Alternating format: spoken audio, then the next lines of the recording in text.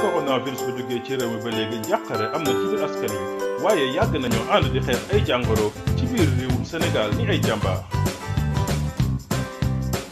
bu ñu xoolee ci histoire am na ay épidémies yu bëri yu nga xam ne jaar nañ Sénégal dañu jël exemple 1819 ba 2020. choléra jaar na fii ci atum 1869 mi ngi tàmbale woon ci bët gànnaaru réew mi dellu si na tamit ci 2004 ba 2006.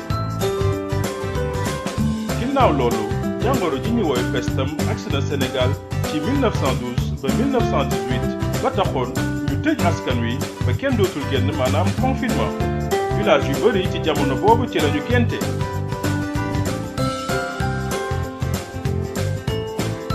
li ñu woowee grippe espagnole tamit agsi woon na Sénégal ci atum 1919 defoon lu tollu ci fanweeri junni ñi nga xam ne amoon nañ ko.